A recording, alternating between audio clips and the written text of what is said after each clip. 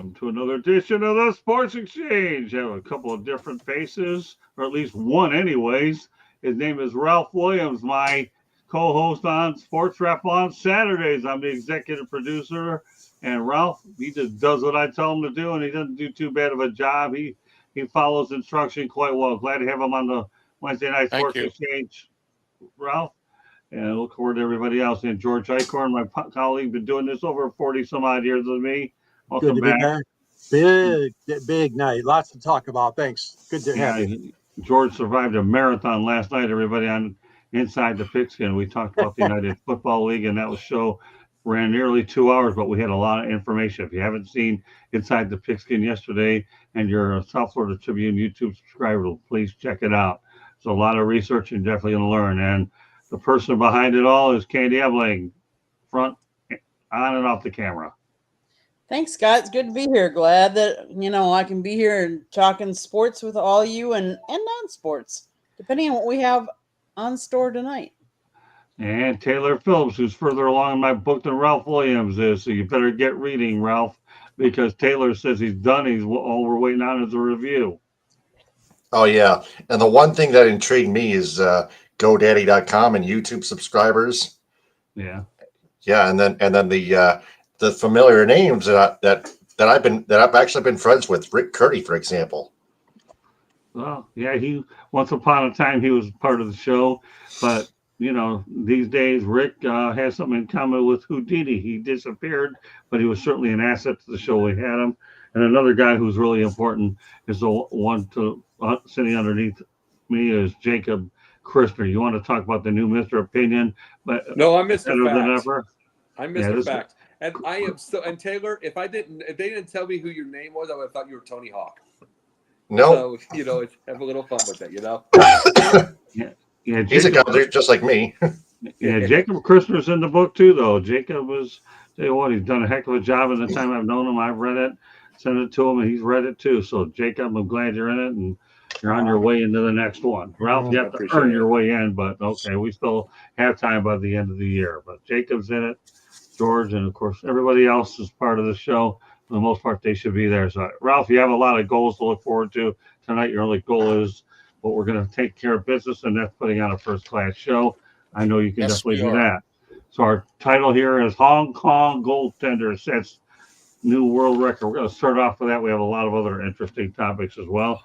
We have a new world record. 52-year-old goalie Emerson Quang sets the record as the oldest goaltender to ever play in a 2HF Men's World Championship. 52 years old, people. Jacob, what are your thoughts about Mr. Quang? Well, the thing is about it is like 50 is almost a new 30 or 40. The way the health is, the way fitness is, completely and utterly. But one of the biggest things to understand is it's goaltending. If he was, mind you, it just depends on your team. If the team is horrible and he has to dive across the goal and everything like that, and he has to bang himself up, then it's bad. But how good is his team? If his team is really, really good, he doesn't have to do anything. He can stand there. But those are the things. But if nothing else, though, you got to realize it's just fitness. 52, whatever. I saw Ron Van Cleef years ago face Hoist Gracie in one of the first UFCs. He was 51. Now he's 85 and still has abs. So, I mean, the biggest thing is this isn't the time. This isn't the time anymore where age really matters unless you make it matter.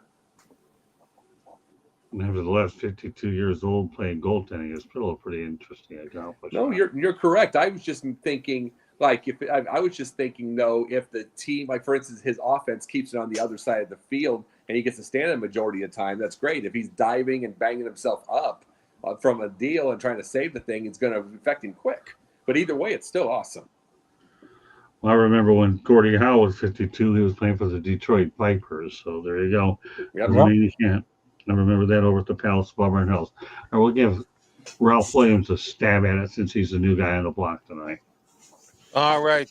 Well, you know what? It's not just a league record. It's not just any record. It's a world's record. And there's not a lot of people out there that can say that I broke a world's record. This guy's 52 years old, and he's goaltending, and he has the Guinness Book of World Record for goaltending at the age of 52. What a spectacular thing! I mean, I could see if it was a league record or if it was even a small Hall of Fame or something. This is the world's record. This is the big time here that this guy is now involved in, and has put his name in the record for world's record. Taylor. IIHF stands for hockey. So it's amazing. A 52-year-old would set a goaltender up in hockey would set a record like this. It even tops Dominic NHL goaltenders like of all time, like Terry Sawchuk, Dominic Hasek, Patrick Waugh, other guys like Curtis. Yeah, I could go on, but it's amazing that it beats the oldest goaltenders, of course. That is elite. That's no NHL goaltender could top that. Well, that's true. All right. Well, they're 42 to 45 years old, Taylor. Those guys that you were mentioning, it's like this is 52, and that's part of the reason. You are correct. I was thinking soccer. You're right. It's hockey, but it's still the main thing about it is the fact that I still say if you have a really good offense, keeps the puck all the way at the other end, it saves him. You know what I mean? It saves him from getting it. Right. Hey, Jacob, you brought up a good point about the fitness. I mean, nowadays, you could be fit at 52 and be able to really, perform well like this guy. And it's great to hear that he's doing it at this age. I mean, you don't see too many people doing it at that age. Absolutely. Turn over to George. Well, I tell you what, 52 is nothing to sneeze at, but he only broke the record by 1 year. There was another guy named Anthony London who participated when he was 51 years old back in 2023. But I'm telling you what, this guy is sharp as a tack. He made 9 saves on 10 shots in a 17-2 win, as you mentioned, Scott, in the men's World Championship game. Now, people forget, too, sometimes because the Stanley Cup playoffs are going on, but there's all kinds of teams competing, all kinds of countries in this tournament. That is a prestigious event, okay? It's not as big as the Olympics, not as big as what they would call the World Cup from days gone by, World Hockey, type of matchups, or even the Four Nations. But this event, the IIHF, is a big one all around the world. So hats off to you, Mr. Emerson King, Keung, Kenung. Wang. Kang. Yeah. Nice job. By the Candy. way, in Detroit, Scott, there are a couple of guys. I hate to mention Detroit, but just real briefly, Frank Beckman played goal, sportscaster, and another sportscaster that his name escapes me, but I know there have been some guys in their 50s that I've known here, but of course those are pickup leagues. Those are not international competitions. Right. Yeah. Yeah, you hate to say Detroit, but you do it anyways. Really? Seriously, really? Hey, Okay. Frank Beckman's a Hall of Fame announcer. I don't care about Frank Beckett. I really don't give a lick about him. He did nothing for me. He can rest in peace, but I have nothing to do with the guy. I personally like Jim Brandstetter better anyways. Yeah. Beckman had a voice. There you go. All right. So, Candy, we'll turn it over to you. We have a lot more to get to here on the Sports Exchange. So he's the oldest player to ever play in the IIHF Men's World Championship. Not just goaltender, but oldest player. To imagine that the oldest player is a goaltender when that is such demanding, and the hand-eye coordination, the quickness, the toughness. Yes, 52 is the new whatever 30 or whatever, but I don't know, but your reaction time goes down. I'm just impressed that he could do it at age 52. Not an easy feat, especially such a demanding sport like hockey. Yeah, fair enough. Let's move on. We're going to stay in Indiana. We got a couple topics for you. pertaining to that. I have a couple topics strictly for Jacob Christner, and I'm telling you, Oh, when this will I be know, fun. oh yeah, I have a couple, but you'll have to wait 1 or 2 segments to do it. Oh, okay. David Letterman, a Ball State University alumnus, established the Letterman Telecom scholarships in 1985 to support students majoring and minoring in telecommunications. He created a scholarship for the average C student, recognizing that it's not all about marks. Some are extraordinary and some are amazing in other ways. Okay, you know what? I'm going to start off with Jacob on this. What do you think about what David Letterman is doing? You know, and that's a good thing because this is the big deal. The C students are more likely the ones that are going to be the multi-millionaires, billionaires, and get everything done. They really are. You got to realize a lot of A students. This is the thing about school. School is obedience, not necessarily smarts. Right. It's like when you go in there every single day is okay. Can you study? Can you pay attention? Can you all this stuff? I mean, I personally, me with school, I was B's and C's, but I can tell you this: I'm a master speller. So, and that's just that it is the truth. I mean, I see a spelling word once, I got it for right. But that's the thing is like that spelling was so easy for me. It was crazy. I was spelling at 4 years old. But other things, it was boring to me. There was things that was boring, so I didn't pay as much attention, and I would jab it and stuff like that. That's where a lot of the C's come around. That's where a lot of the C's come. It's just a lot of people just don't want to pay attention in school, or the teacher's boring. So, but guess what? Okay, I'll give you another example. You guys remember Calvin and Hobbes? Oh yeah, I got a lot of those books. Yeah, the whole idea of Calvin and Hobbes is this kid knows dinosaurs. He knows things like he knows different mathematician things, but he doesn't know 2 + 2. It's because Miss Wormwood is not a very good teacher and can't keep his attention. But the big thing about this is he's also very, very smart, but you also have parents that do not understand that kind of world in 1985. But the biggest thing is we have a different world now where you do this, but that is the main thing is you need to have these kind of scholarships because for everything, it's like those kind of kids, the kind of stuff that he wants for his kind of scholarship, he wants that one that might be that good, but it's not in his school. You know, that kind of topic or that kind of thing that one might want to do, it's not in the school or they don't have the proper teaching. So the C student is usually just the one not paying attention, and I'll bet you Letterman was that too. And just so you know, Jacob, I was always a B and C student in college. I worked my way and paid my way through college. So I define college as winning ugly, but I still got the job done and got the ring. So I can appreciate that. Another thing too, Jacob, I was a pretty good speller too, but I was awful at math. We'll leave it at that. So I'm a numbers guy, but just in algebra, I was just using the numbers to carry the everything. So it was like I was kind of cheating through that. But it's just like everything else. I probably could have gotten straight A's, but I was bored. And I see what Letterman's doing.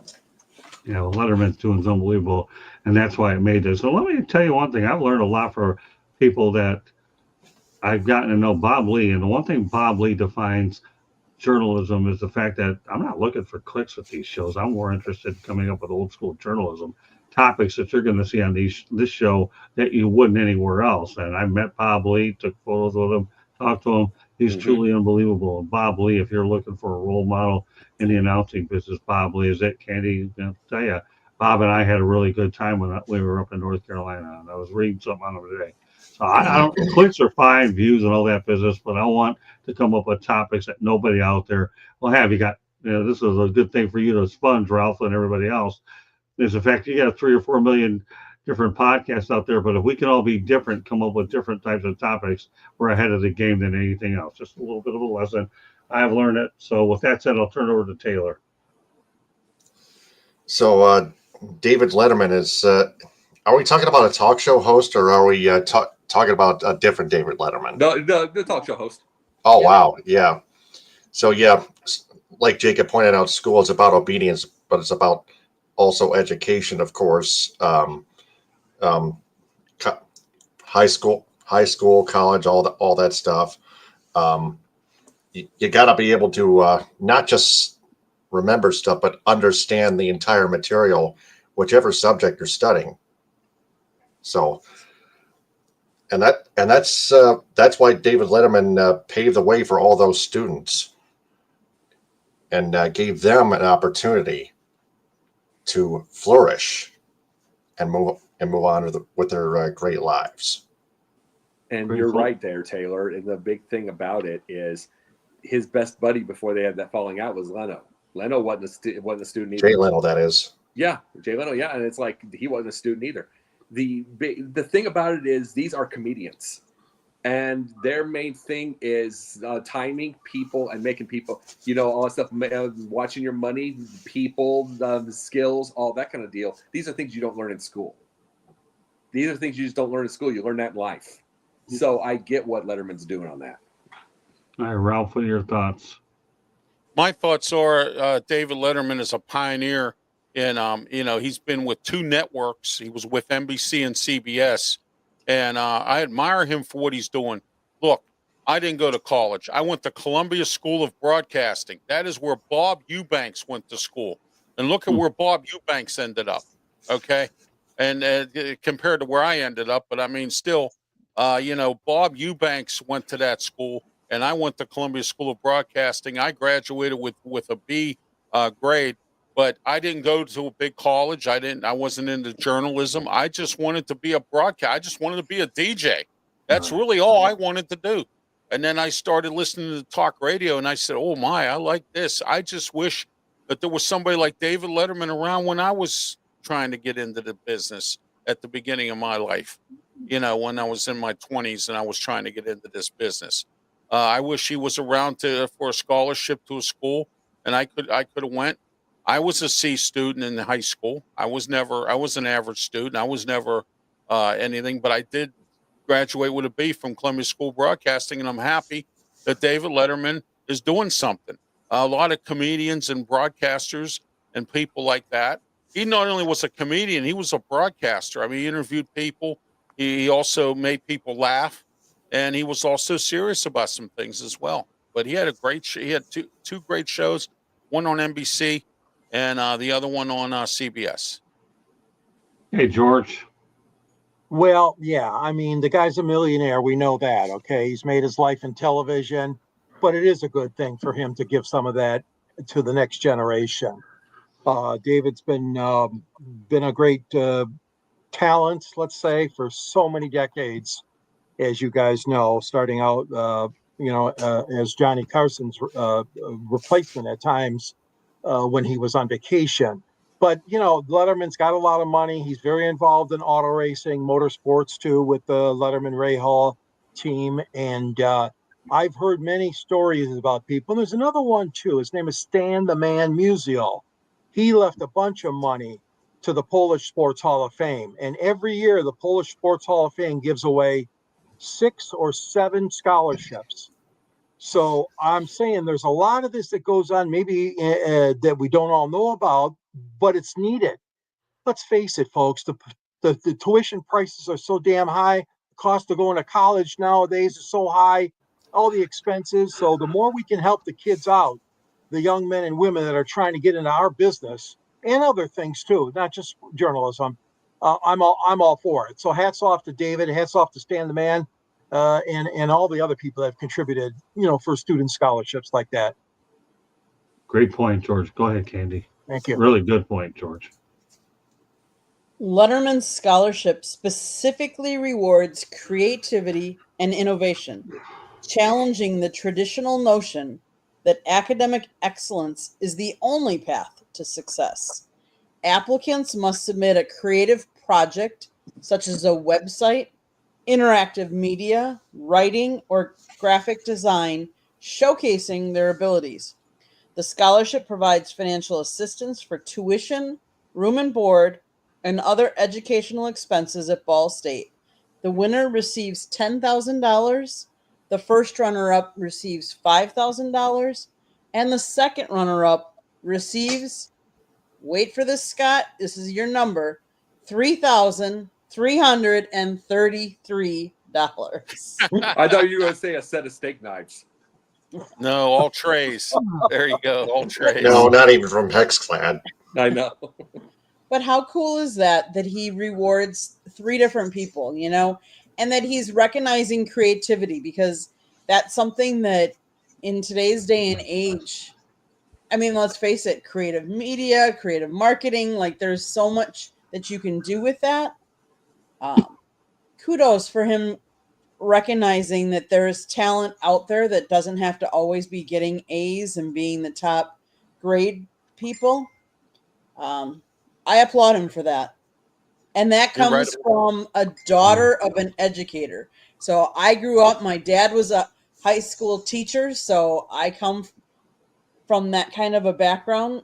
I love the fact that he does scholarships for not just the really, really smart kids that get really, really good grades. Candy, let me say this part. It doesn't mean really, really smart kids. It means the ones that, I mean, because a lot of them by itself, I said this what I was. As I said, reading at 3 and spelling at 4, I should have been a straight A student. I probably should have we go by logic. But my thing was, there was just things that bored me. It's like I had one teacher that I really paid attention to in classes that helped me out through things. Everybody else was, it just. I mean, and it's just, and those are the things. It's like we could say something like that. I think there are probably some masterful, smart kids that got Fs, and it's just being truthful. And it's like it's just probably they're bored. I think. I've been a tutor, mentor, I've been a basketball coach. I'm going to be doing that again. And the one thing about it is a lot of it's just they're bored. A lot of teachers are just they're kind of just rolling through the thing. They've been through 15 years. They're tired. They don't know. It's like you got to love what and not a thing. I know what you're saying because you're an educator's daughter. You know what I mean? You really are. So I understand that part. That's just the thing I have in my experience, Yeah, I like the requirements. I like these requirements, and Candy brings up a great point about the fact that there's all this multimedia out there now. And Scott will tell you in his book that there's more and more stuff going on now than there was back even when I was in school for broadcasting. I mean, you got social media, you got marketing, you got everything going on right now with communication and just all types of stuff that, somebody who wants to resurrect their career could come back and do that. And now with all these multimedia platforms, and it's just great that there's so many opportunities out there now, more than ever. Ralph, it's amazing how you just said that. Okay, that actually, I have to give you a pat on the back. I'm not used to it, so sometimes I have to do it because I really feel in my mind to do it. Don't take it to your head, a big head, but take his hat off and pat him on the head. Yeah, well, I will. Yeah, he's all the way up in Ocean City. That's all right. Don't show it, Ralph. That's okay. Whatever. But anyways, but don't get a big head. We are Roy haircut.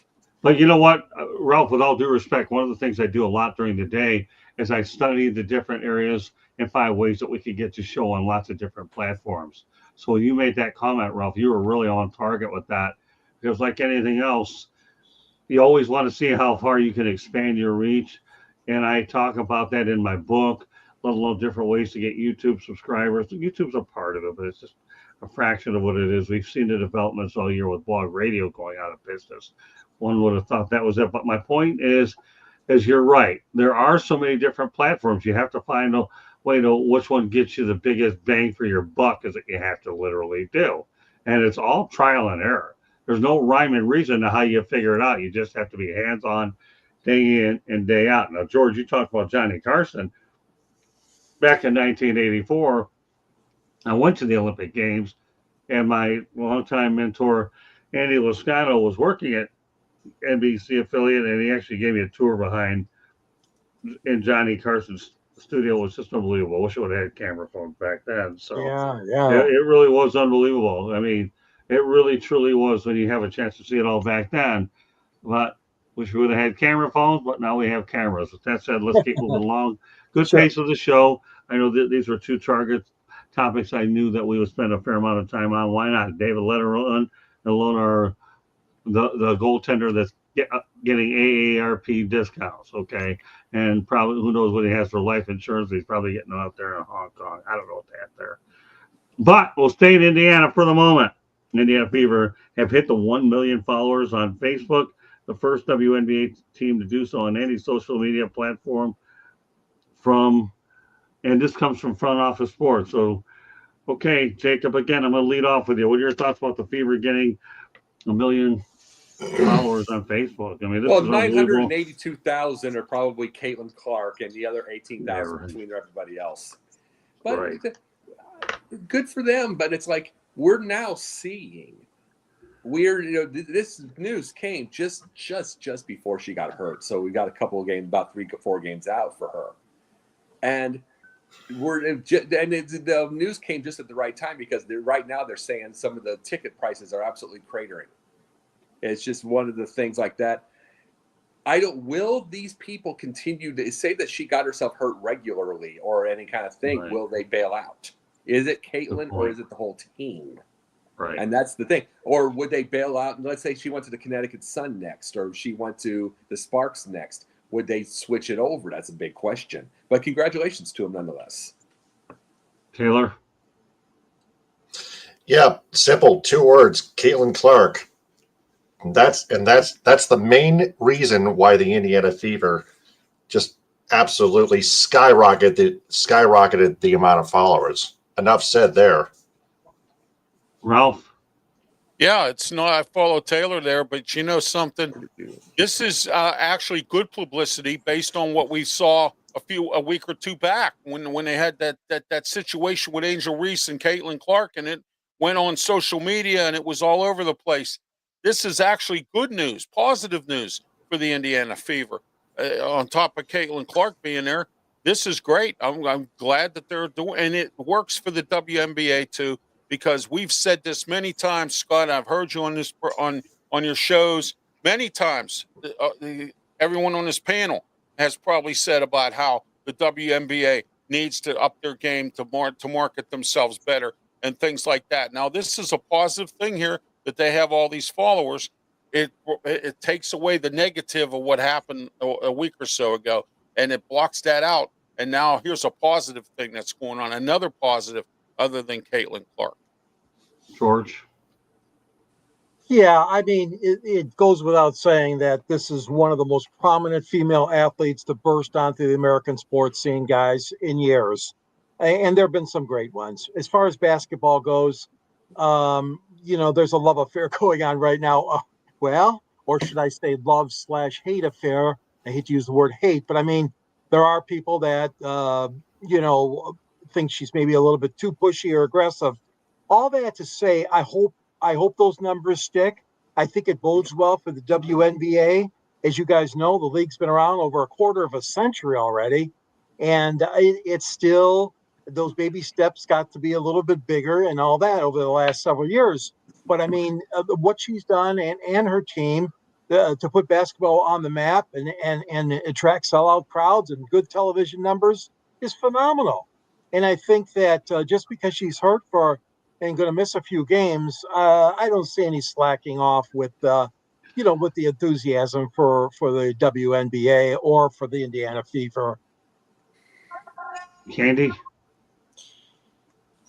So the Fever continue to break records with Clark at the forefront. So not only are they breaking this, for instance, 41 of the Fever's 44 games this season will be nationally televised, which is also a record. It's about time that women's sports continue to grow and to continue to be popular. Their Instagram account has about 700,000. Watch, they'll be the first one to 1 million on Instagram as far as teams go too. I think it's exciting.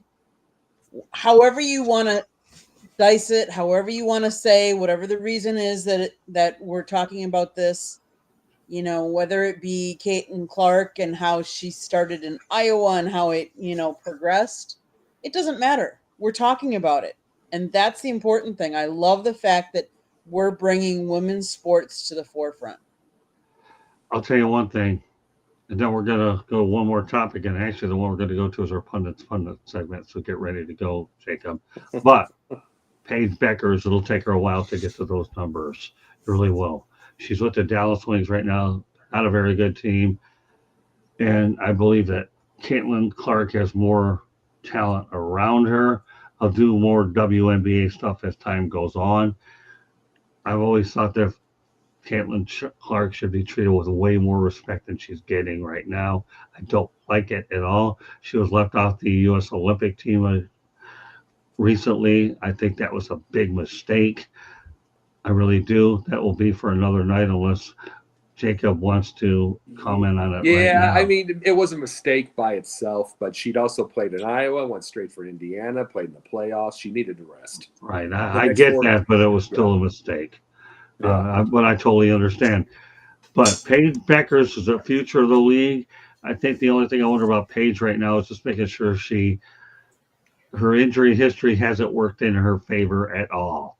And that's the thing I want to find out from Paige. But Caitlin Clark is the face of this league. No ifs, ands, or Yes, buts about it. Period. And absolutely. that's why when Candy brings up the impressive number about Instagram at 700,000, if she hits 1 million there, you can rest assured I'll incorporate that.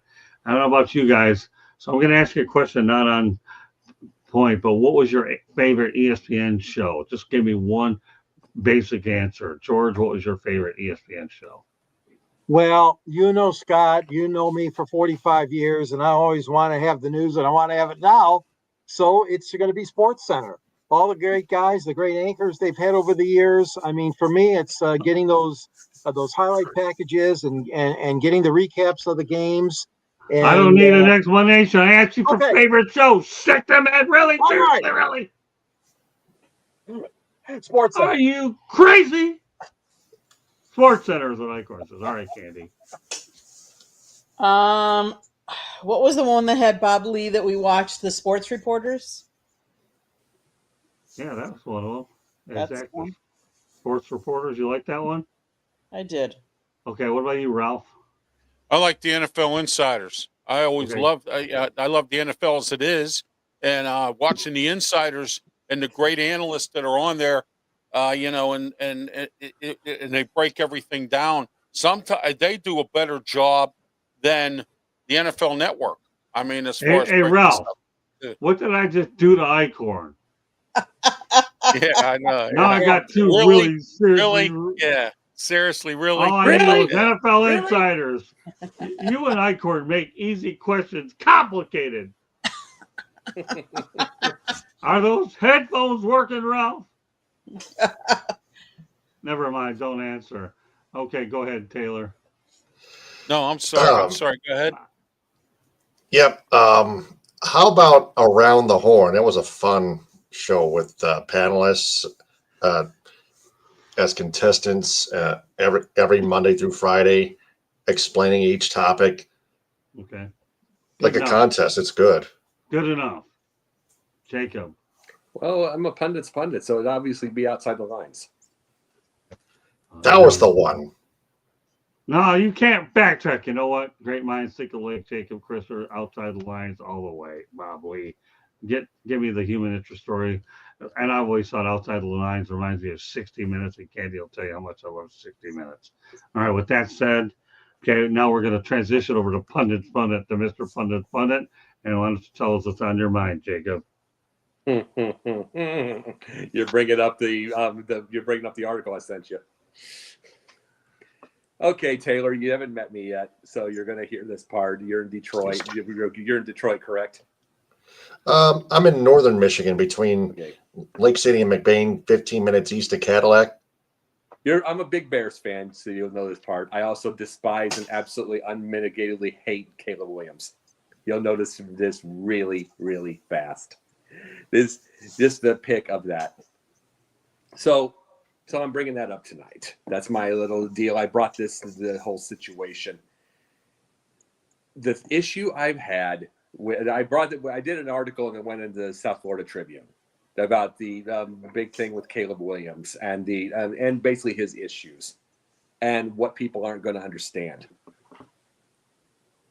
The media lied big time about all of this. They lied right away. The Chicago media especially brought up that they said, is he the next James Bond of quarterbacks?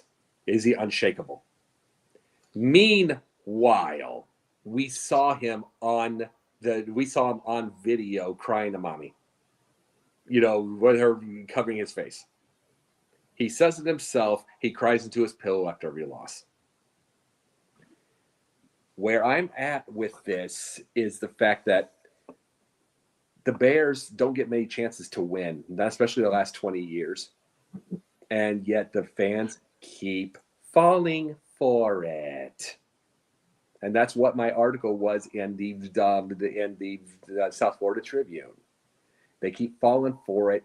They've done this over and over, so it looks flashy. Like, you got a pretty flashy offense now, Taylor, and everything like that. But you had to work. You did have to get Dan Campbell, but you had to kind of work way through.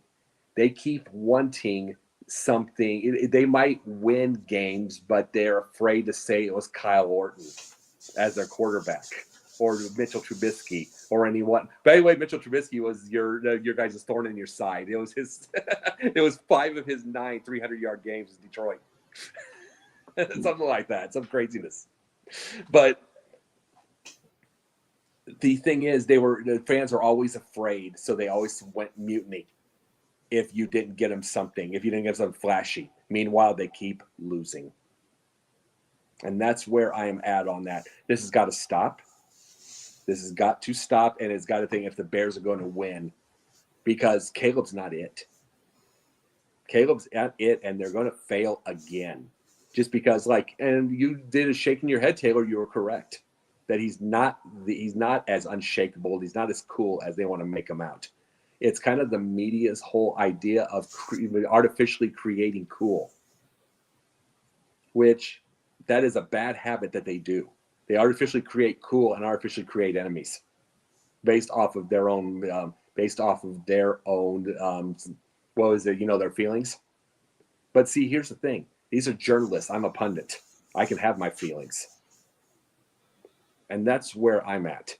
It's got to quit, and it's got to stop from the media, and it's got to stop with Caleb, and it's got to stop with the Bears. The end. Very good. All right, we'll go to station break. Candy, go ahead. South Florida Tribune Publishing Company published a book. Let me get the picture of it up here. Here we go. Lessons from the Microphone. Tuning into the enduring wisdom of visionary leaders. It is written by our host, Scott, the Motor City Madmouth Morganroth. And the foreword was written by another panelist, George Eichhorn. Great book, gentlemen. It's about Scott's 45 plus years in the media business and how it has evolved and changed. Get your copy today, available on Amazon, Barnes & Noble, Kindle, Google, and Apple Books. There's also a link on our website, www.southfloridatribune.com, where there is a plethora of great content, so go check it out. If you like to listen to podcasts, you can find us wherever you get your podcast. If you see a red subscribe button in that lower right-hand corner, that means you have not subscribed to us yet. Honestly, I don't know what you're waiting for, so do it now and then share us with all your friends and family. If you want to advertise, call Scott 954-304-4941. And if you want to be a guest or have topic ideas, you can always email us at southfloridatribune@gmail.com. Back to you, Scott. All right, Candy, back to Jacob, actually, and I'll tell you why. Number one, I like to listen to Jacob's opinion, so I've created a couple segments for which you can have them. We obviously know about pundit, but this one's strictly for Jacob. Only and other people. If you really want to mention something, fine, but this one's really for Jacob. A Colorado fan is suing the NFL for $100 million over Shedeur Sanders' draft slide because of emotional distress and trauma by the Browns quarterback was falling to the fifth round. Oh my God, I feel so bad. All right, Jacob, tell me how bad I feel, or am I thinking it really? In that case, I should sue the Bears for getting Caleb. But no, you want to know what this is? Truthfully, it's stupid. But another thing is he's a gambling addict. A lot of that is he's a gambling addict. He probably lost a whole heck of a lot of money. So the stress that they bring out he says these type of things, but the stress most likely is he probably had him with a bet, and it was probably the first round, and he probably lost a pile the lower he went. And, just kept going with it. And he's stupid. So there's probably, they can say distress, but he doesn't want to say I lost lots of money from the bets. So, but in truth, though, that's where a lot of our issues with fans are. Is a lot of it is gambling. A lot of it's gambling. A lot of it, they act like 9-year-olds. And that's where the problem lies with fans and the even bigger problem, and I should have brought it up on my last little deal. The issue is that the front office tries to kowtow to these people. They kowtow to the fans because they're afraid that they won't come to the games, except for the fact, give them a two wins in a row, and they'll be right back in the tailgating section. And it's just all goofy, and we've gone nuts. We've kind of become lunatics, and it's become regular, and it's kind of stupid. Okay. Anybody else, but for the most part, I knew Jacob would have some strong opinions on. Well, gotta prove- I agree, Jacob. Really, I mean, come on, suing the teams or suing for emotional distress for this is kind of nonsensical, and it just goes way overboard. And like you said, some of the fans are just totally out of control. Whether it's betting, whether it's excessive drinking, whether it's shenanigans during or after a game. It is unfortunate, but there are a lot of majority are all good people, good fans. It's just a few knuckleheads, more than a few, I mean, but that cause trouble. That's all. Yeah, absolutely, George. It has a lot to do with the fact that I was once told that the number one way of making money in this country is suing somebody. And every time you turn around, somebody wants to sue someone. But like George said, that's just, somebody looking to make a buck. It's just terrible that this has come to this. And now this is where we are. We're sue happy. That's exactly where we are today. Sue happy. Well, the one big thing, Ralph, is I brought up gambling, and I get you as a gambling loss.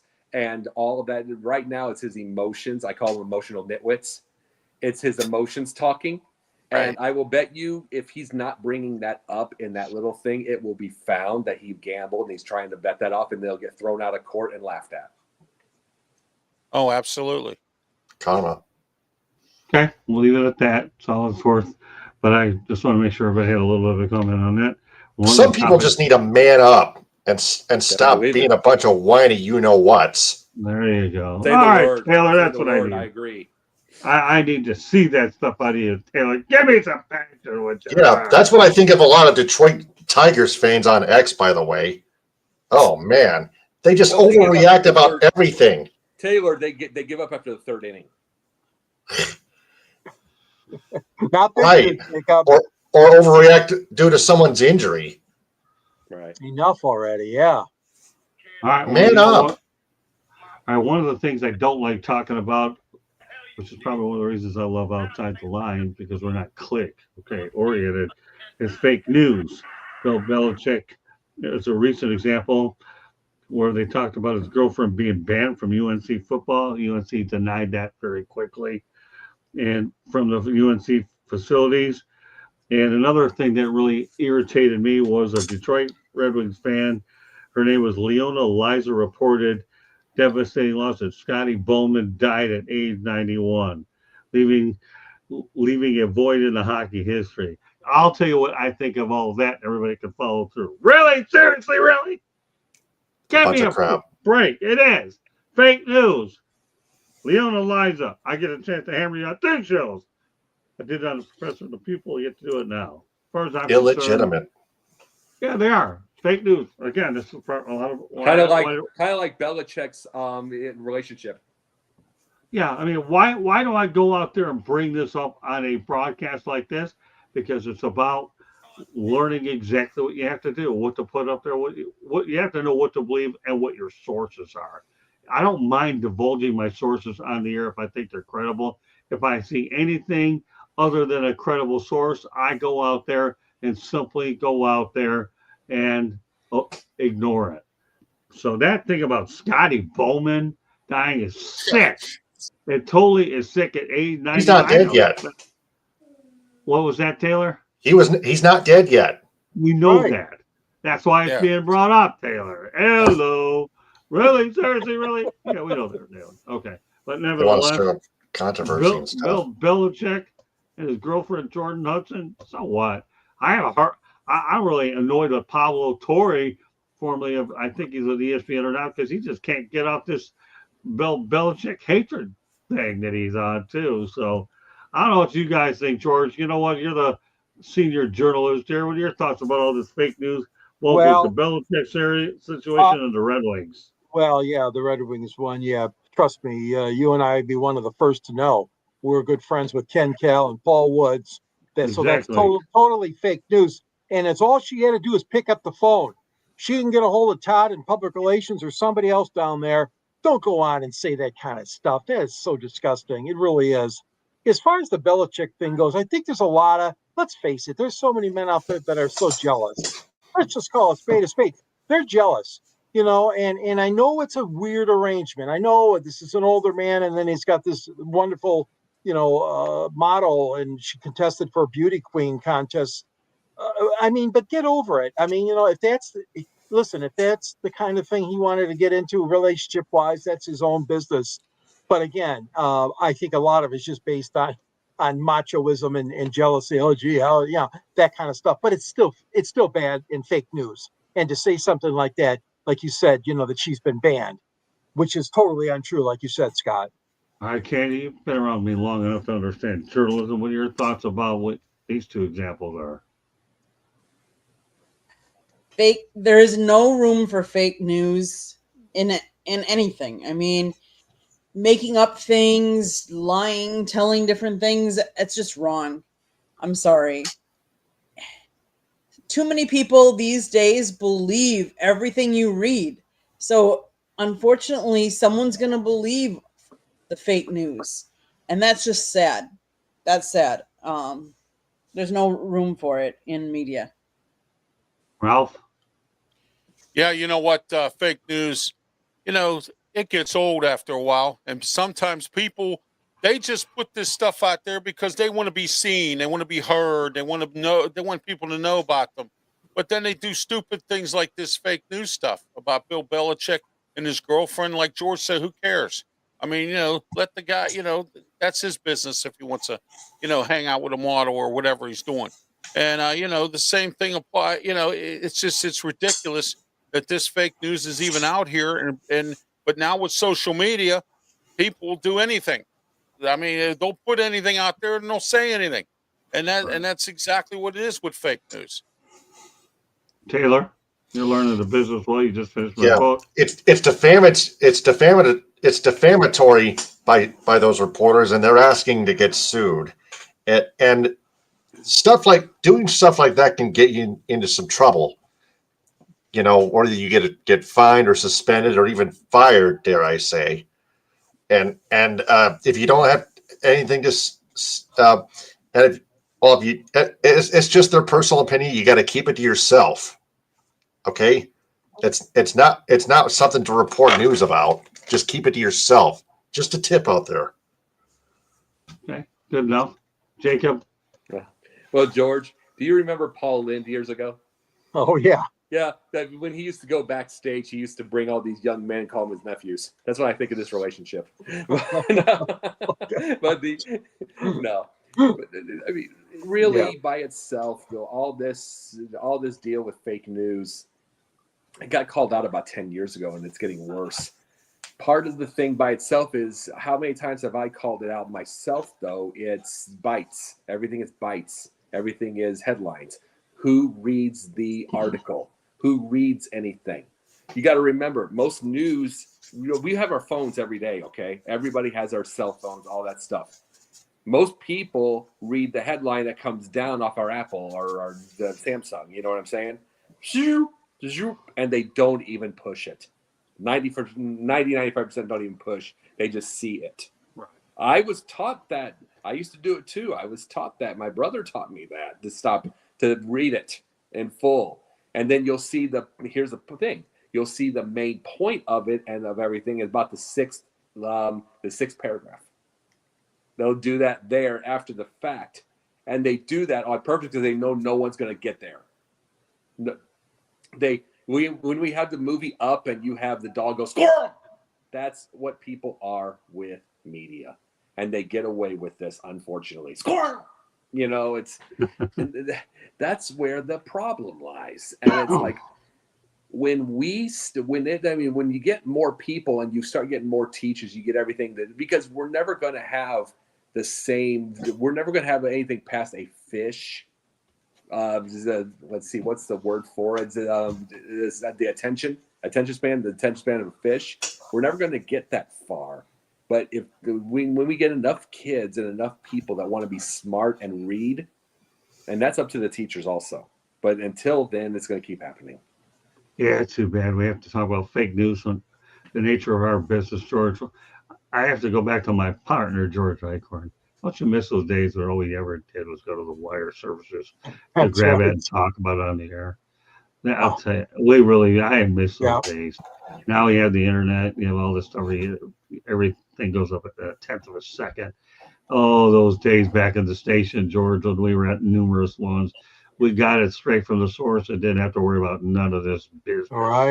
Right, Scott. We sure did. And then Yeah. remember, if there were a lot of bells, if there were some bells on the ticker tape, that signified like a breaking news story. A Yeah. real important one would have. That's how things were back then. Like you said, Yeah. that's what we grew up with, working at a radio station. Yeah. Yeah, those are. Yeah, none of you on this panel will realize the good old days how nice we had it. Now I realize it's so much different. Some people laugh at me sometimes when I tell them I hate emailing. I'd rather just put a letter in the mail and just stick a stamp on it. Well, yeah, I really still would.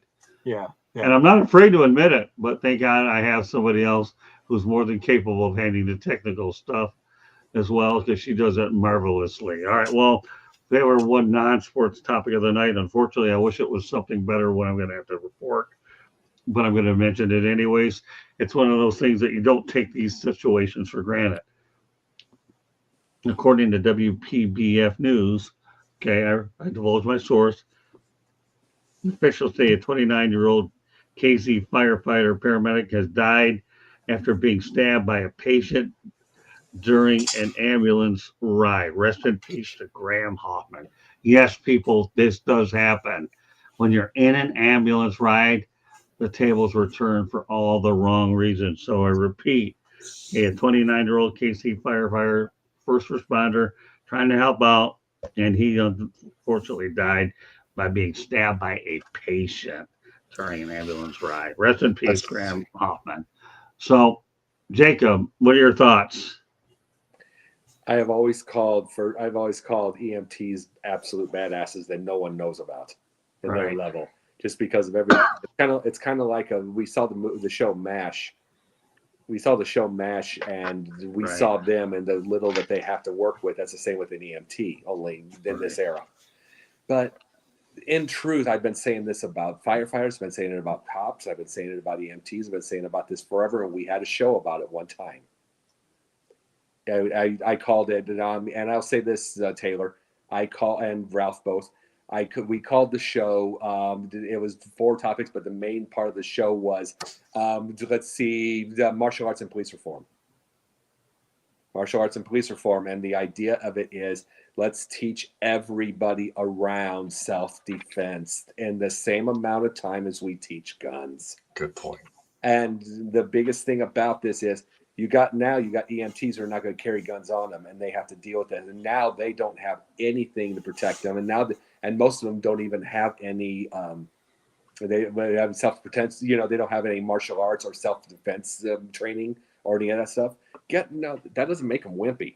You've got to be a mental absolute badass to do that job, and you have to. But we also need to, after hearing things like this, we need to make a lot more physical badasses too. Shows you what I learned from you with pundit. One thing I always say about pundit, a show like that makes you become a real journalist because you're not a one-trick pony, Jacob. And that's why we have a pundit segment on here for reasons like this.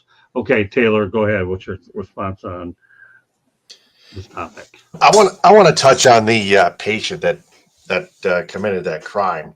Wow, that stabbed the nurse. Oh my God, are you kidding me? Why would a patient do that? Is that patient on something really, or is it just anger management or lack thereof? Probably both. Yeah, both. Yeah, it is both. Yeah, just I don't know what that patient was suffering from in the first place, but something something must have been really wrong with that patient. Otherwise, he was just a troublemaker. But thoughts and prayers go out to the victim's family. Condolences as well. Ralph. I got to say this. My friend Tony Moreno, who is running for Republican mayor in Pittsburgh, was a former police officer. And he said 90% of these incidents like this are from mental health. We don't care about mental health in this country. And it's sad. Okay. Pennsylvania has closed down all but one state hospital. Okay. And now Josh Shapiro, the governor of Pennsylvania, is struggling to try to get mental health taken care of, because what's happening is there's too much mental health has gone underwater and drowned so bad that no one can stop it. And we have to start worrying about mental health in this country. And that's part of the problem with this. And public safety is at risk because of bad mental health. Great points, Ralph. All right, Candy, go ahead. You know, Ralph, you took the words kind of right out of my mouth, because what is this month? This month is Mental Health Awareness Month. And I can tell you, working for a big company like I do, and I'm not going to name it because it doesn't really matter, but they bring this to the forefront and they encourage mental health awareness. They encourage us to reach out if we need help. They actually give us free mental health sessions each year, because they're bringing this. They know that this is a problem and in this country today. So yeah, when someone's trying to help you, I can't imagine what was going through his mind to want to do this, to want to inflict pain. Did he know what he was doing? Did he intentionally do that? The other thing, I hate to say this, and I really hate to say this because I don't know that this is the fact. Some people have it better off in jail than they do out on the road, out on the streets. Mm-hmm. Because we have such a homeless problem, I'm just going to say that. Sometimes they have it better off in jail than they do out on the streets. Hey, Candy, I want to bring something up with that. I came up with an idea that I thought would be awesome. And this doesn't even have to be by party. It's like anybody should be able to agree with this. I thought in any city, find a stretch of land somewhere. It doesn't have to be around the city or whatever, because remember, they walk everywhere anyway. Mm-hmm. So the idea, what if you had a stretch of those, remember those tiny houses you get at IKEA? What if the government got into a contract with like IKEA or Lowe's or Home Depot, those small houses, and they're within a separate time, and anybody homeless can hit one. You remember, because a lot of them will have the vacancy or non on the lock. A lot of them do have that. Mm-hmm. So what you could do is they can be able to walk, and they have a place. Remember, it's raining, it's snowing. They have a place to work. Now, this is where I'm coming at here. What if they basically can take their own ownership of it? If they really want to improve themselves in life, they're the ones that find the job. They have their own little quote unquote address, and then they get the money to turn on the electric. They get the money to turn on their water. They get the money to do all that stuff. That's their home immediately. That you do something like that, that would absolutely positively stop so much homelessness. Because if they don't care about that and they're truly mentally disabled or mentally ill, they're just going to use that to get out of the cold, which that also gets them off the street too. But it's like, but the thing is, we're probably going to have less violence through that if they have a place to live, and there might be some food there, and there might be all that, just little by little. You know what I mean? Mm-hmm. Mind you, they might have to be cleaned, because there are certain ones that are just in the deal, but it's just an idea.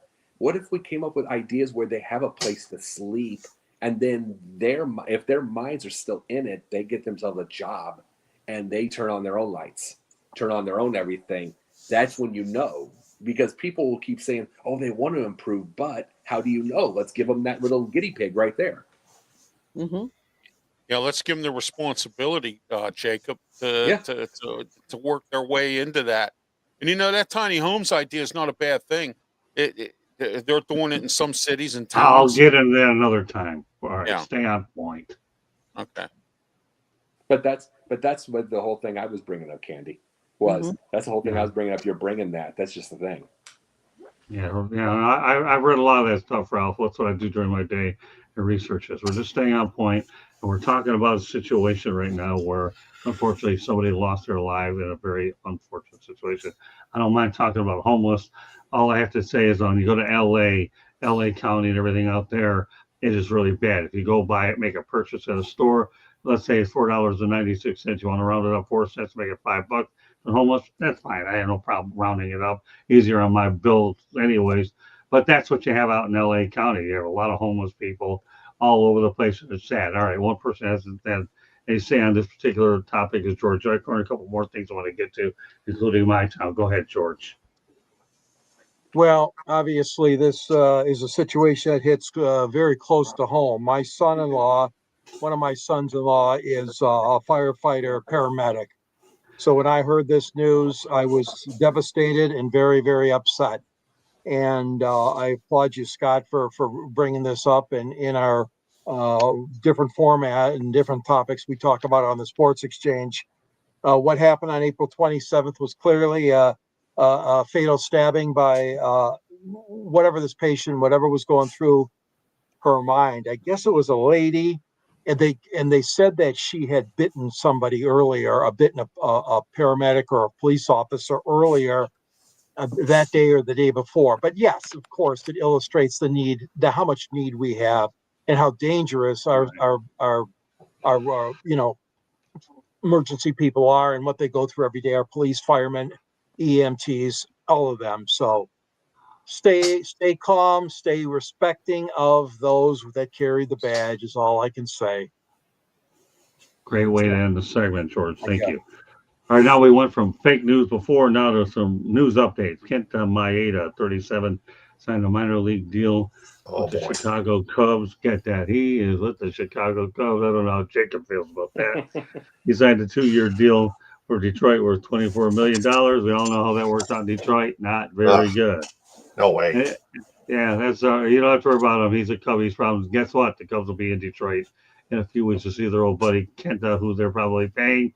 Maybe if they're lucky, they'll be able to pay him back by roughing him up, let alone because that's what you have to look for. Anybody real quick on this one? I don't want to spend 9 million years, and you don't have to talk about tiny homes on this one, Ralph. The last I heard about Kenta Maeda, his first start in the minor leagues within the Cubs organization was with the Iowa City Cubs. Just 2 innings pitched, 4 earned runs, 4 hits, 1 walk, 1 hit batsman, 0 strikeouts, 0. I haven't even heard of how many people he struck out, but I assume it's 0. But man, all those 4 runs that Maeda gave up in that minor league game was in the first inning. The second inning he buckled down, but it's not even nearly enough to prove for Kenta Maeda. He just belongs in the minors from now on. Otherwise, he should just quit playing baseball forever. He's not going to walk away from that money. Yeah. Tell me how you really feel. He's only got 1 more year left on that deal. Okay. We'll see where it ends up. Well, yeah, 2-year deal. Was he a lifetime minor leaguer, Taylor? Right, but I'm just saying, Maeda absolutely sucks. Period. Now, see, look at this, Jacob. Now we're starting to get some passion out of Phillips, the mitten man. All right, Ralph, since you were kind enough to mention something there, Ralph, then I'll turn over to Jacob. Tell me how you really feel, Ralph, about Maeda. I'm just saying, if he's in the minors all this time, it sounds to me like he's a lifetime minor leaguer. But, there's nothing wrong with that. I mean, there are players out there that have been in the minor leagues forever. And if this guy is, constantly in and out of the minors. Now, Ralph, let me stop you. I don't want you to embarrass yourself, Ralph. The guy's been a good quality pitcher in the big leagues. Right now, the tail end of his career. he's showing the wear and tear of a 37-year-old guy, and he's had a pretty solid career. Look it up. The numbers have been good. Unfortunately for the Detroit Tigers, they're on the wrong end of the deal. Tigers fans can only hope that he gets called up by the Cubbies by the time they get in there, so they can take batting practice off that free agent acquisition. That's all. Unfortunately, that's not going to happen. The Cubs need, for one thing, the Cubs need relievers, not bad starters. There he goes. All right, Jacob, what are your thoughts about Kenta? He's done. Pretty much. Hey, they need. He made the show anyways. The only starter I want to see right now is Paul Skeens in a trade. Otherwise, the Cubs are doing good right now. They don't need a bad starter at this point in time. They need to move him to relief because if that even works. So who cares? Okay, Candy. He majored back in 2008. He signed a 2-year contract with the Tigers before the 2024 season. But that doesn't mean that he should still be up in the majors. We all need to know when it's time to hang up our cleats. That's all I'm going to say. George. Well, I look at it this way. Detroit has one of the best pitching coaches around, Chris Fetter, and a pitching staff. And they tried their best to help him. Okay, folks. You talk about trying to rescue somebody's career. Trust me, in spring and when he made the team, even going up north, they had hope that he would turn things around. Obviously, he hasn't been able to do that. It was a bad move. Nobody could have predicted he'd be this bad. And I just wish the kid the best of luck. It's going to be awful difficult for him to sustain a job on the Cubs or anybody's roster right now. All right, we're going to stay on baseball a little bit, but different baseball topics of all kinds. Oh, that's right. And here we go. So, how do you like this name for a baseball team? The Utah Outlaws. How about that? The Utah Outlaws. It's a good minor league team name. All right, we'll let you lead off with this one, Taylor, because you obviously volunteered to lead off. So tell me, please elaborate, sir. Yeah, the Outlaws do sound like a minor league team. I would say if MLB were to expand, I would have then I would actually have no other name than the Outlaws. The NHL's Utah team is already the Mammoth, so there goes that. There's also the Utah Miners in college sports. Yeah, there goes that too. So, that's all I have for team names. But that's all you need. All you need to remember on this segment is the Utah Outlaws. Yep, exactly. Yep. How do you like it, Taylor? Do you like it? Yes or no? Yes, I do. Yep. Good enough. Okay, Ralph. Yeah, I like it. It's better than having nothing. I would, it sounds like a really good name, Utah Outlaws, and I like that. I like that name, and I like what I hear out of it, and it's kind of catchy, Utah Outlaws. It kind of works that way. Has a good ring to it. What do you think, Jacob? Very good. I need to ask your permission on something real fast. I like it. Go ahead. I've got a 13-hour drive tomorrow. And can I do my finish up? Can I finish up and get yeah, you go ahead and answer this, and then you go to your My Town, and then you put your. It was a good thing. Right now, My Town is Quincy, Illinois, and not a whole lot going on. But I was at a city council thing. I knew about 5 people there, which is fun. And as far as Atlanta, I'll find out when I get back tomorrow. Sounds good. Let everybody know they get a hold of you. Well, I was going to do my final run, my final word real fast. Sure. Just the thing I was saying with fans, this is not a total bang up, but when I say as an example, look at the Indiana Pacers. When I say the one thing, Taylor, you'll know about me is I always say be there at all times. As far as your teams, be around, be in the playoffs, even if you don't have a whole lot of money, just be there. Because you can never know how you get. You don't know how you find that one big shot, like the Halliburton is. You don't know when. Since the Larry Bird time, 2018 to 20, they are consistently playoffs. consistently there, and they're about to make the finals. And this is what I say to fans: get off yourselves and you keep some patience, because every time you don't have patience, any team takes a step back because you want something now. Sometimes a team like in Indiana or any of these other places don't have the money.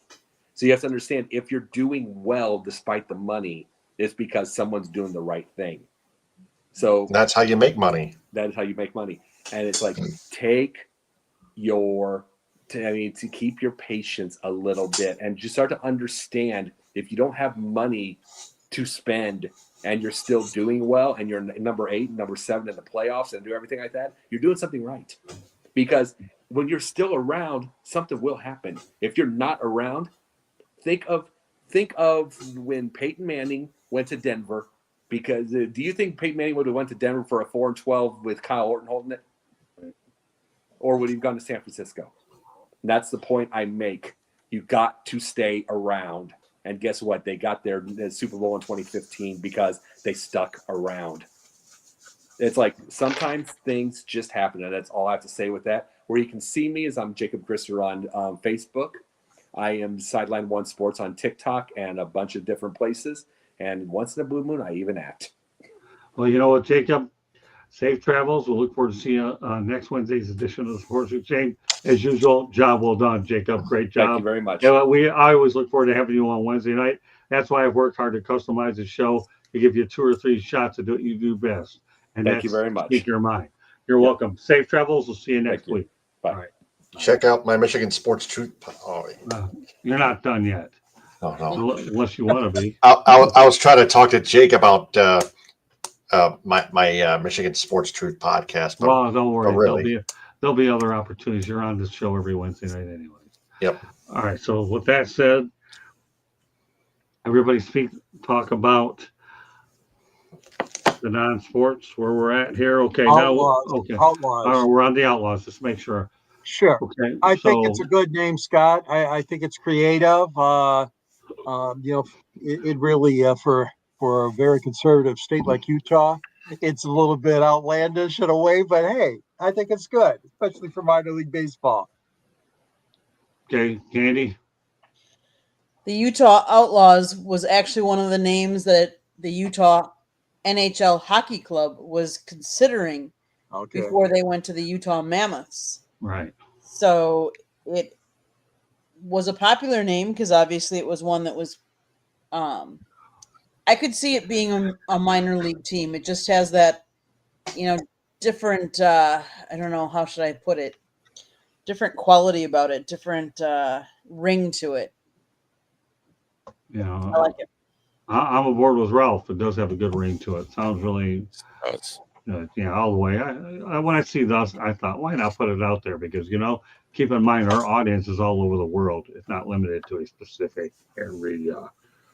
All right, baseball fact of the night. That'll be a new segment that we incorporate on the Sports Exchange. Tonight, go back to April 28th, 1956.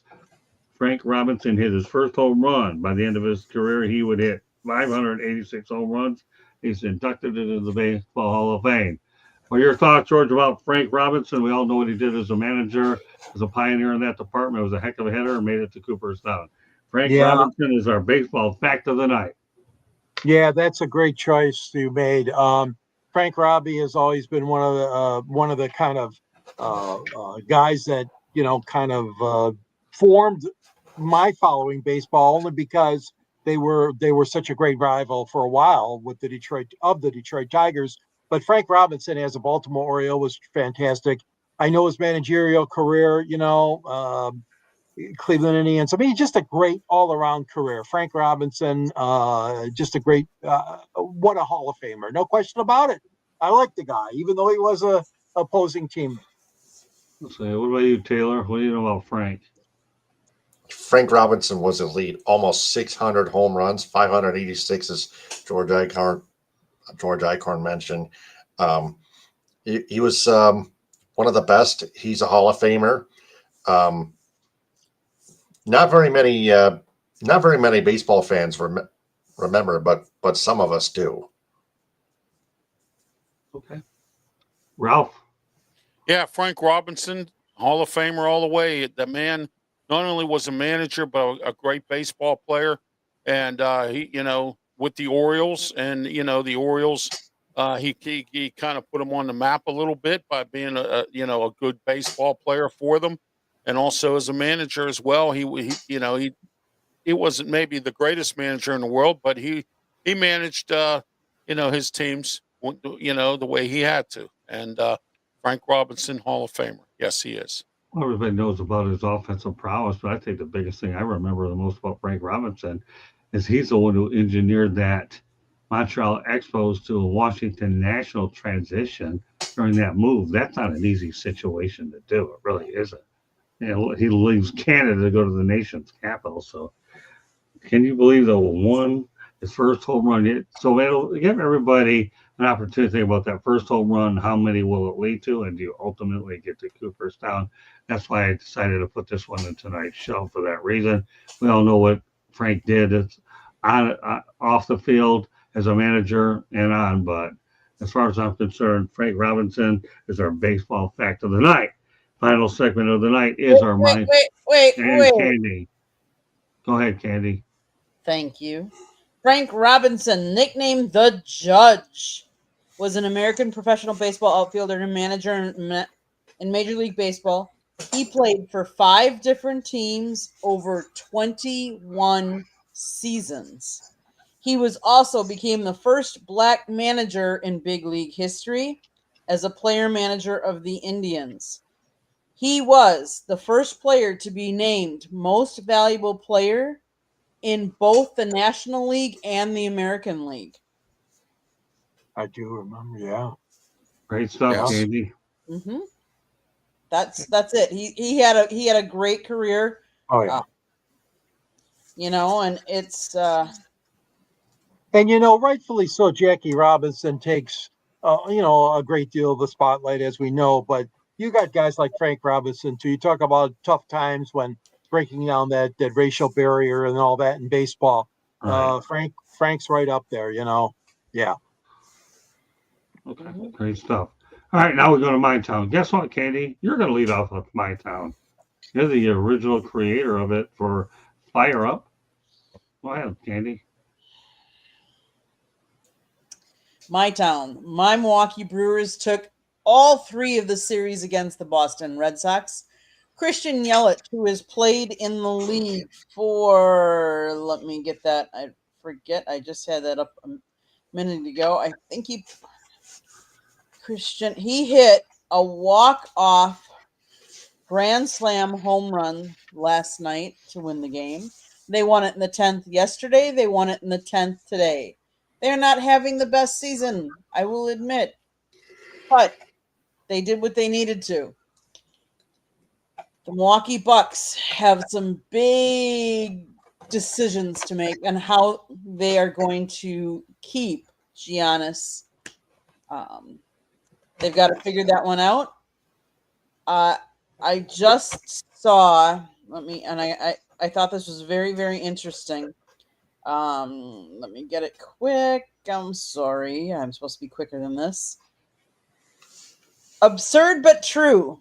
Jerry Jeudy, $16 million, will make more in 2025 than all Packers starting wide receivers and tight ends combined.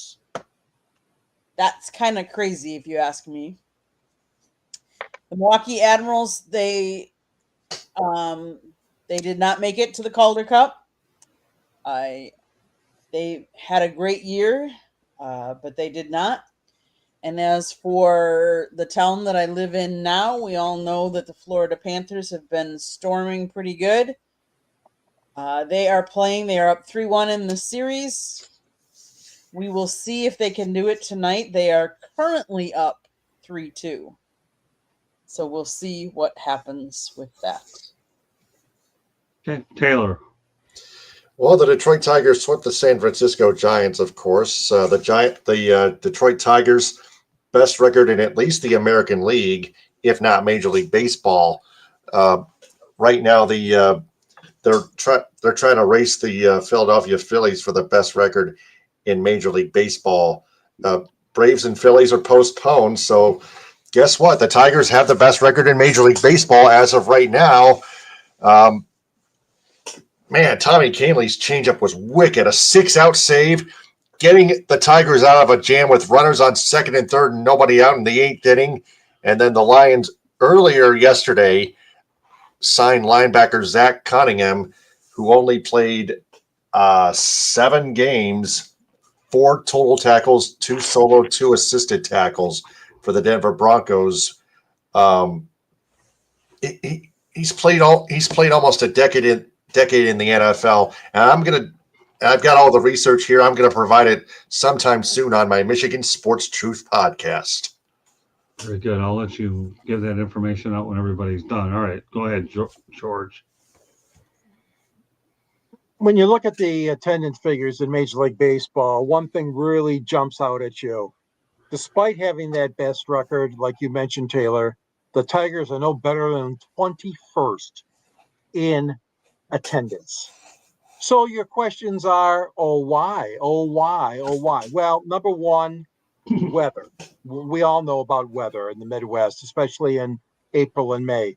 Number two, they were dealt a bad hand by the commissioner's office by making the New York Yankees and the Boston Red Sox play the Tigers so early in the season in Detroit.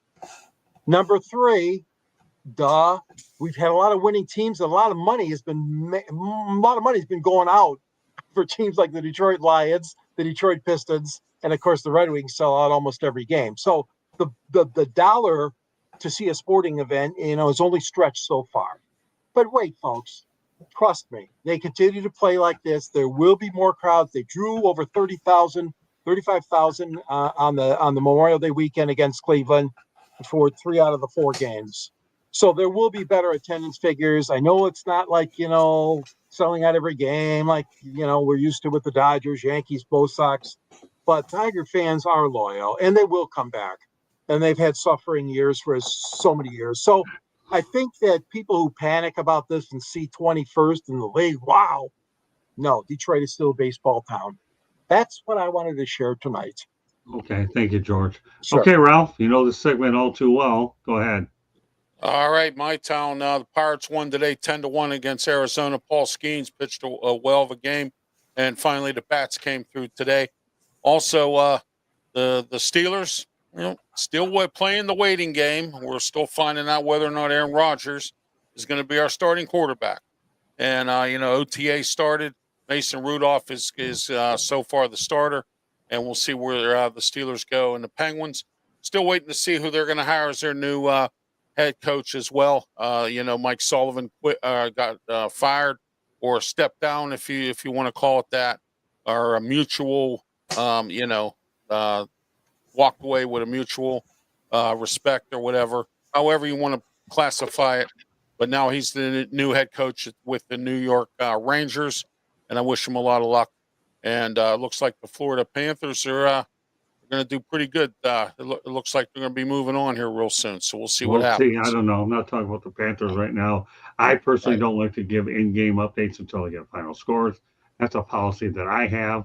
If we're close, fine, but not with 18 minutes and change in the period, alone hockey. That's what I have so far. I'm going to limit to one particular my town, and that goes to my alma mater. University of South Florida offensive tackle R.J. Perry has been signed by the New York Giants. He's an undrafted free agent. He started 18 games of tackle for the Bulls after transferring from the University of Tennessee Volunteers. By the way, that's Coach John Bonamago's new home. He started on inside the pigskin, and now he gets to coach a bunch of guys playing the pigskin up at the University of Tennessee in Knoxville. Coach Bono, I always think about you all the time. Did a great job with us, but I know he's back to what he loves to do, and that's coaching football. So, again, I have a policy. It's just me. I don't talk about partial scores unless they become final. I don't mind updates every so often, but we'll see where the Panthers play out, and we'll see whether or not that becomes a topic of conversation on tomorrow's show, the Sports Exchange. Mike Santos and I and Stephen Rice Show will be doing that show tomorrow, and Candy has Fire Up with you and Ralph and the rest of her crew. So with that said, okay, we're going to let everybody talk about how they get a hold of you, and Candy will take us home. All right, George, let everybody know how they get a hold of you. All righty. You can follow me on the South Florida Tribune website under the contributors section where I contribute stories. I also write for a local paper called the Detroit Monitor. And you can also, in those articles, you'll see a copy of a picture of my book, usually at the end of the articles. And there's a link there for those of you that would like to follow that link. You can go back to Amazon and look up Detroit Sports Broadcasters on the Air if you're interested in that book. Great, a lot of fun writing that book. Scott's in the book and I'm in the book, but we're much younger than we look nowadays. Yeah, follow me on Yahoo at gicorn@yahoo.com and also on Twitter at SanGSports99. And also great to be part of this show as well as 108 Stitches and the other shows that Scott and Candy put on this wonderful network of ours. Thank you. We showed our age a little tonight, right, George? Yeah, Talking about radio back in the days when you had the AP and all the takers and all that freaking news. We could go on and on about that. All right, Taylor, why don't you let everybody know how to get a hold of you, your podcast and so forth. All right, to those still here and still to Jacob Christner, I am the creator of the Michigan Sports Truth podcast.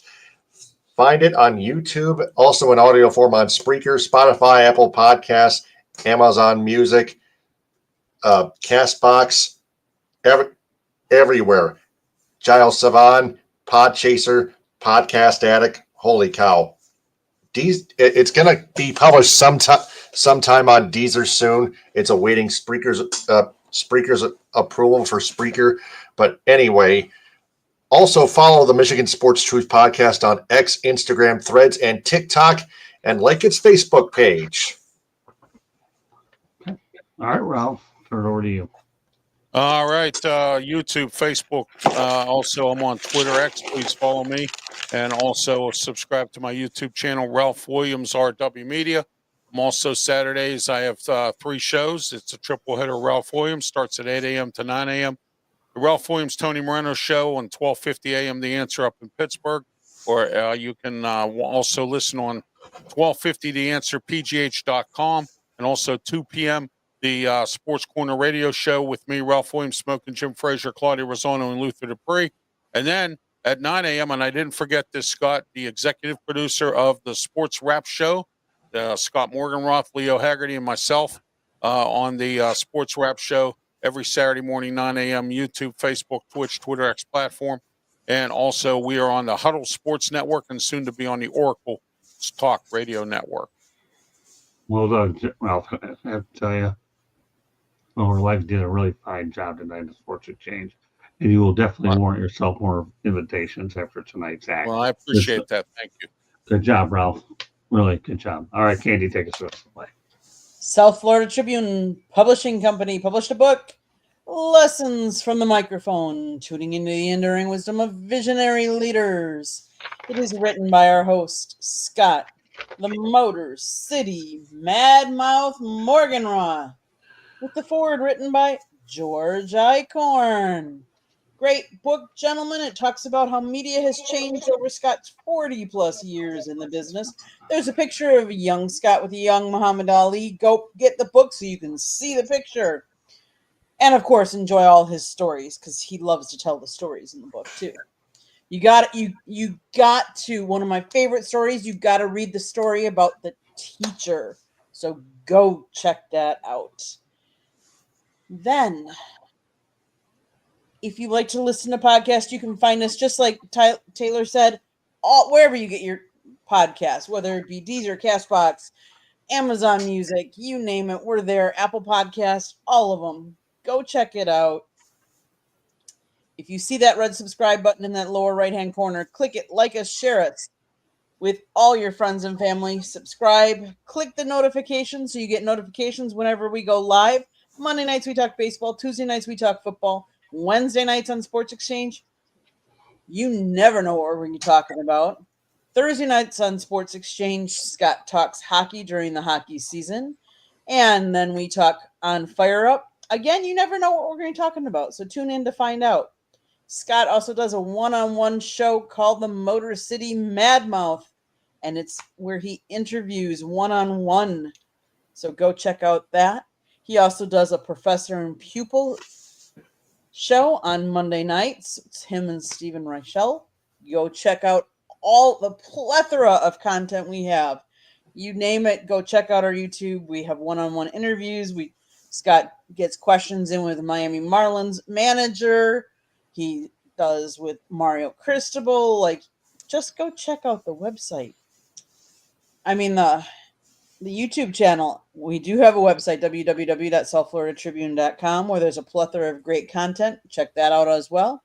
If you'd like to advertise or sponsor a show, you can call Scott 954-304-4941. If you want to be a guest or have topic ideas, you can always email us at southfloridatribune@gmail.com. My last little plug, Tuesday nights, 7:30.